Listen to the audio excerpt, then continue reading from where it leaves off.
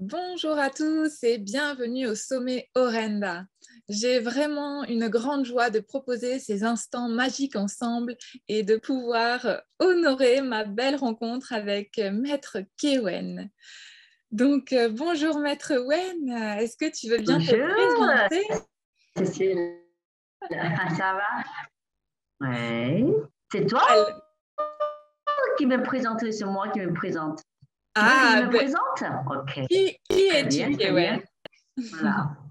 Donc, c'est pas facile là de me situer, mais ça fait 30 ans dans ce schéma de transmission. Je pense que je suis assez connue en tant que maître de Qigong, de Tai Chi, mais je suis aussi dans dans l'écriture, dans la danse, dans cette quête peut-être profondément de l'existence. Mais j'ai créé ce centre avec Dominique à Cadaïs, mon mari, depuis presque 30 ans, le centre de culture chinoise, l'étang du corps, qui a tracé presque 30 ans de chemin entre l'Orient, entre la Chine et la France. Et c'est une aventure qui est réellement, je pense, joue un rôle assez important et très vivant d'une façon de diffuser cette sagesse de vivre en français et en occitan. Hmm. Et donc moi, Wen, je t'ai rencontré grâce à l'approche du Qigong et la Mm, méditation. mm, Pourquoi le Qigong? mm, mm, mm. Parce que c'est comme la formation que tu fais partie, ces 3 ans de formation, fait partie de Qi, c'est le souffle. Qigong, c'est la maîtrise du souffle. Déjà, il faut définir ce travail en France. C'était, parfois, ce n'est pas totalement bien compris. C'est pas que les techniques de bien-être, simplement de mouvement, de l'énergie, entre guillemets. C'est une quête de l'existence entre son corps physiologique, psychique, spirituel. C'est réveiller le potentiel vivre et en embrassant totalité de vivre, mais toujours dans la vitalité, la beauté et la lumière de vivre. Donc c'est une cultivation de culture extrêmement profonde. Donc c'est comme on prend soin de son être, prend soin du monde, prend soin de l'univers. Le Qigong, c'est pas seulement dans la pratique corporelle, le souffle, la maîtrise du souffle, c'est la fondation de la civilisation de l'Asie et de la culture chinoise. Donc, c'est la voie, justement. Donc, c'est pour ça que j'ai transmis, traversé cette technique, mais c'est pour transmettre cette voie du Tao vers la vie ouverte. Waouh, c'est magique. Moi, je suis vraiment portée par toutes tes paroles, Kewen, et on est nombreux à être inspirés, à respirer à travers tes paroles. Et souvent, ça me guide. J'entends ta voix en moi qui me dit continue, respire, on y va parce que la vie, c'est ça. La vie, c'est maintenant. Et pourquoi un tel engagement, Kewen? Là, c'est comme c'est l'interview, tu vois, je te dire oui, malgré mon emploi de temps vraiment extrêmement chargé, tu le sais, parce que justement, j'étais sans comme des milliers d'élèves, j'ai suivi au pied de beaucoup de gens. C'est parce que chacun a cette passion de vivre, chacun quête et cherche sa réalisation dans ce monde. Mais je pense que moi, j'ai fini pour être habité totalement dans mon destin, ce destin céleste, comme je le dis toujours. Quand on choisit un destin, il faut un sacré courage. Mais à certains moments, il n'y a pas de courage. Juste d'être là quand la vie exige de toi, être dans cette grande responsabilité et jamais lâcher. C'est presque relié avec la foi, mais en même temps, cette foi anime toute la matière subtile de vivre. Malgré l'intensité, jamais eu de l'esprit, ou bien jamais eu un moment toujours fatigue, c'est humain. On ne peut pas dire jamais fatigué, je ne suis pas super romain, mais jamais j'ai me baissé le bras pour la vraie vie. Donc, c'est la foi de tous les êtres qui ont envie de réaliser. Donc, je pense que c'est un peu mon destin entre l'Orient et l'Occitan. Ouais, super. Et à quel moment tu as senti en toi que c'était ça? C'était sûr, c'était ça, c'était ce chemin que tu devais aller, que tu devais rencontrer et partager avec les autres. Mais je pense que la jeunesse, quand on vingtaine d'années, 30 ans, on le sait, on a une passion qui nous habite. Il a le feu créateur. Mais à partir de là, il y a des années, ça s'appelle la construction, tourner peut-être. Et puis, il faut ces chemins dans les épreuves, dans les difficultés, dans le doute, dans lequel on continue jamais à abandonner. On n'abandonne pas facilement. Et c'est parce qu'on se cultive aussi sans arrêt de toute la grande sagesse, tu vois, taoïste, tu vois, antoïsme, et puis toute la grande spiritualité. Aussi vivre, c'est quelque chose, un miracle de vivre. Tu vois. Vivre, ça régénérer la vie. Vivre, c'est pas avec la mentalité tout le temps réfléchir comment il faut vivre. Tout simplement arrête de mentalité. Même arrête de parler de toutes ces philosophies. Vivre, ça dépend quelle capacité on peut vivre. Donc, je pense que progressivement, au début, déjà, je faisais déjà des informations. Je dors 3 heures par jour, quand même, premier 8 ans, mais j'ai fini quand même un jour pour tout dire, parce que les gens qui suivent cette voie, parfois, on pense que c'est chacun prend les techniques de Qigong, on devient professeur de Qigong, on fait le yoga, on devient professeur de yoga, on a envie d'enseigner. C'est pas si simple. On transmet ce qu'on est. Toute cette grande sagesse, c'est l'être d'abord toi expérimenter toute sa sagesse. Après ces paroles, ces actions deviennent la vibration. Donc, je pense à cette période, ces 10 ans que je continue, mais quand même, qui me dit que quand même, ça exige un tel effort quotidien. Ça exige, c'est on ne peut pas dire, je veux aussi vacances, je veux aussi la famille tout le temps. Tout ça, on voudrait avoir, mais sauf l'âme, la conscience, trier, c'est ce qui est plus important. Je pense que si elle veille l'homme, si tu choisis toujours la facilité, choisis toujours baisser le bras pour une sorte de soi dans le petit écho, à ce moment-là, je pense qu'il n'y a pas de voie. Donc, je pense qu'un jour, j'ai compris tous mes grands efforts fous de mon âme, c'est parce que j'étais vrai, parce que j'ai trouvé la grande joie, la grande passion, la grande joie, tout simplement, d'être là avec tout le monde. Donc, je pense que c'est un jour où tout le monde doit réellement comprendre. Il y a un état dans lequel c'est pas ce que les autres disent. C'est pas ce qu'on programmait le bien-être, c'est pas ce qu'on programmait le bien, tous ces critères. Ils changent selon ce qu'on est à l'intérieur. Donc, pour comprendre ça, c'est ça. Un jour, j'ai compris, il n'y a plus la pure clarté de l'esprit, la pure conscience, il est déjà en nous. Donc, il n'y a plus la toute du tout.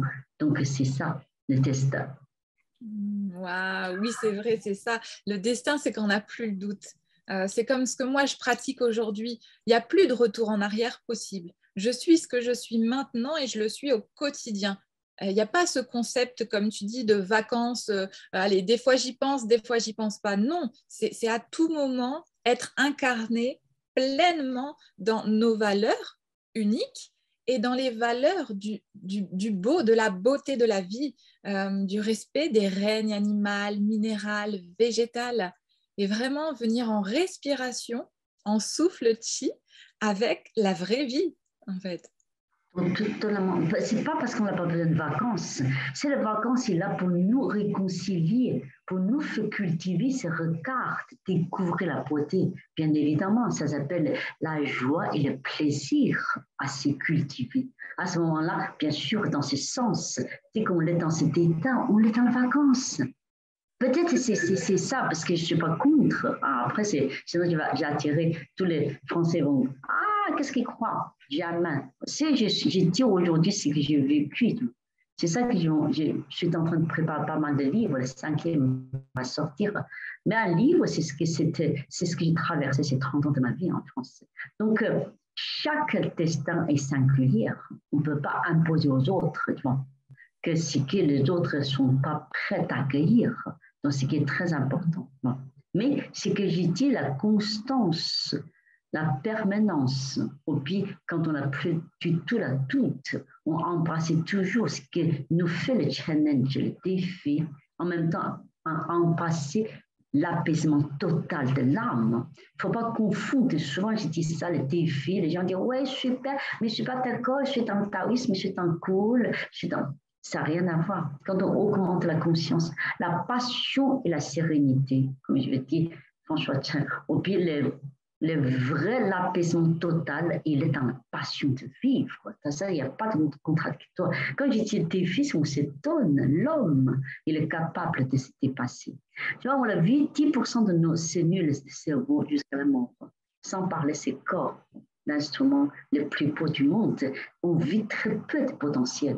Donc, d'un coup, qui donnait ce courage de se dépasser sans arrêt? Mais toi-même, toi, personne d'autre. Et dans cette idée de se dépasser aussi, il y a savoir aussi entendre. Des fois, on se dit « Ah non, je suis fatiguée, j'ai pas envie ». Et en fait, c'est à ces moments-là où la pratique, elle est encore meilleure. On en parle souvent avec les personnes que j'accompagne. Et je dis « Quand ça va pas, allez-y ». C'est à ce moment-là que ça a besoin de circuler. Et après, c'est une bouffée d'oxygène. C'est vraiment comme une magie qui opère. Mais c'est la grande sagesse et la conscience corporelle de l'Asie, ce qu'ils ont construit dans l'Inde, dans la Chine profonde, le taoïsme. Je pense que c'est cette partie qui ramène à l'Occident, tu vois, pour rencontrer la culture occidentale. C'est parce que quand on mentalement dit on le fatigue en effet. Parce que les émotions mentales étaient déjà.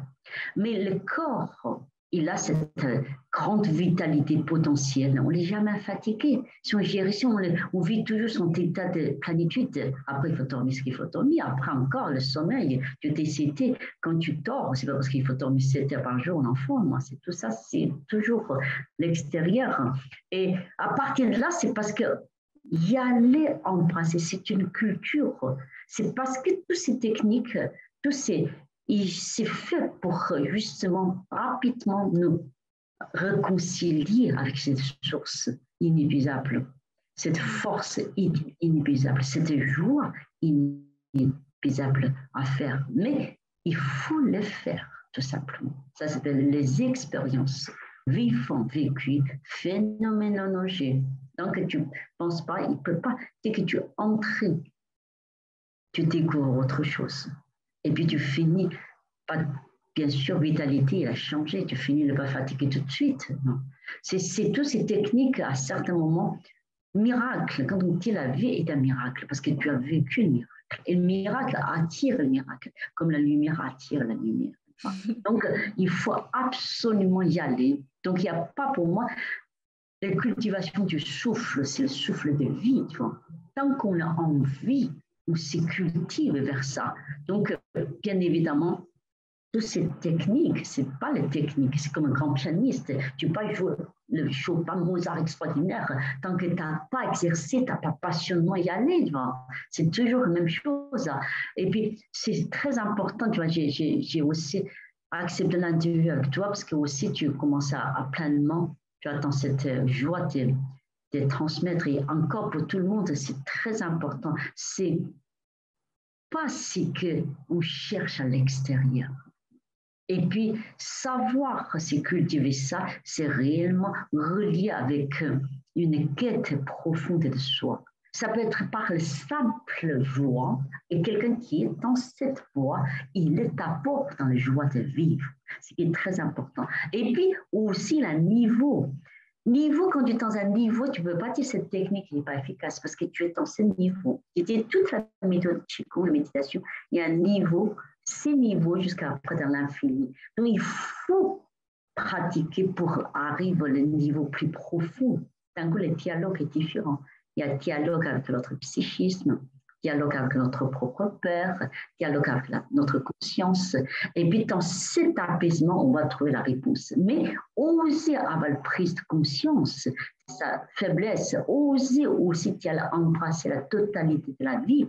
Et ça, c'est l'autre niveau. Donc, il faut persévérer, ne pas échapper à la vraie vie.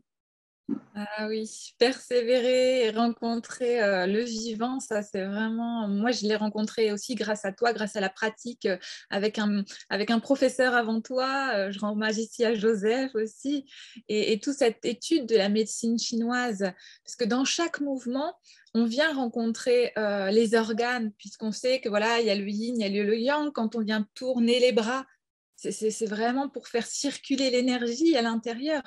Et toute cette médecine chinoise qui vient aussi nourrir le corps. Qu'est-ce qu'on va manger? La médecine taoïste qu'on rencontre avec Liliane Papin, entre autres.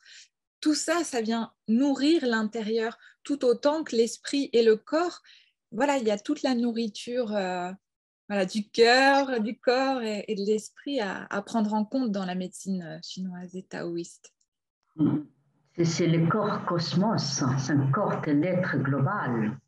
C'est le corps dans lequel tout chevauche, tout est dans l'interaction, tu vois, entre ton psychisme, entre tes émotions, et surtout oser, au pied, c'est un niveau, hein. C'est pas parce qu'on l'ose, on arrive. C'est ce qu'il y a le chemin, et le processus. Il y a aussi dans certains moments, tu vois, c'est pas la connaissance, c'est la connaissance pénétrant en toi, et puis s'en sort vers quelque chose, on risque avec la connaissance et l'autre pratique à l'extérieur. Donc, entre l'intérieur, l'énergie, ça veut dire beaucoup de choses, enfin, ça ne veut rien dire beaucoup de gens, mais l'énergie, c'est le souffle, mais c'est réellement, il est relié profondément avec les émotions, avec notre façon de penser, avec aussi notre intention, l'intention d'y aller, quelle direction dans la vie, trier. Donc, le souffle de chi, il est physiologique jusqu'au, c'est ce qu'on dit, température, jusqu'à grande spiritualité. Donc, mais en même temps, tout ça, c'est une notion à l'extérieur, vivre à l'intérieur. Quand on comprend le chi, on est déjà dans la santé et déjà dans l'ouverture du cœur et du regard. Très important. Merci, Wen. Une dernière question, ça va pour toi? Alors, c'est la question pour le sommet. La question pour le sommet, Wen, c'est quel est ton rêve pour toi et pour le monde? Le rêve, je suis déjà, le rêve, c'est vraiment plus de monde, plus vraiment vivre cette grande sagesse, mais la grande passion de vivre, ça veut dire qu'on est maître de l'autre vie, que plus de monde pénètre dans cette voie, et plus de gens qui vivent dans plénitude, dans l'âme créateur, dans le partage, tu vois, enrichir ce monde le plus possible. Et puis aussi vivre à chaque instant, bien sûr. Mais ma mission plus, c'est vraiment donner, raisonner, tu vois, en raisonnant avec les autres, bien sûr, je me trouve. Je pense que ma vie, c'est continuer, là, c'est déjà tracé, c'est ramener plus de monde dans cette voie et s'aimer plus de beauté dans ce monde. Waouh, c'est merveilleux, c'est magnifique. Je suis assez d'accord avec toi, Wen. Je partage beaucoup. Et je me sens émue et heureuse d'avoir pu partager ce temps avec toi. Un grand, grand merci, un immense merci. On continue bien, hein, ta voie, ton chemin, et puis à très bientôt. À très bientôt, Kewen. Merci beaucoup. Merci beaucoup tout le monde. À bientôt.